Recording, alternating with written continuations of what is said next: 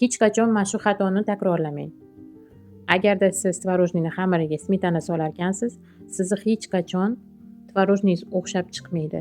Tvorojniyni xamiri to'g'ri tayyorlanishi uchun uni ichiga har doim mayonez solish kerak. Smetana solingan xamir ertasi kuniga uvib qoladi, xuddiki suvga tushgan bo'lganga o'xshab. Chunki smetanali xamir o'ziga tvorogni suvini shimvaladi. Mayonezli xamir bo'lsa, o'zini ko'mir-ko'mirligi bilan ajralib turadi. Uni mazasi ertasi kuni yana ham ochiladi, yana ham mazaliroq bo'ladi. O'ziga tvorogni suvini tortib olmaydi. Xamir o'zini xususiyatini saqlab qoladi. Mana videoda ko'rsatib o'tganimdek, mana shunaqa yumshoq xamir qorasizlar. Qo'linglar yordamida mana shunaqa mushlaganingizda yumshoqqina bo'ladi, приятный qo'linglarga.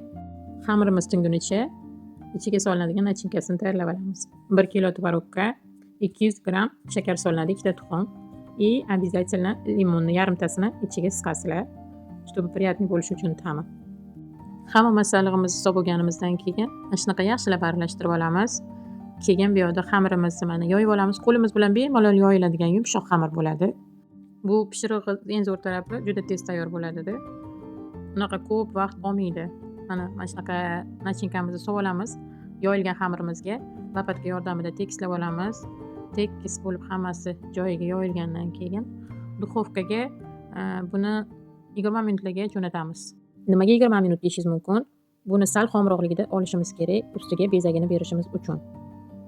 Duxovkani harorati 240 daraja bo'lishi kerak. Undan past emas, baland emas. Ungacha bu yoqda tuxumimizni oqini ko'pirtirib olamiz yaxshilab. Ozgina-ozginadan shakar solamiz. Birdaniga shakar solmaymiz. Kam-kamdan solamiz aralashayotgan mobaynida.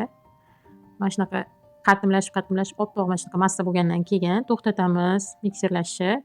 Shunaqa qatimgina oppoq krem bo'lishi kerak. Mana tayyor bo'ldi kremimiz. Tayyor bo'lgan kremimizni konditer qopchasiga solamiz.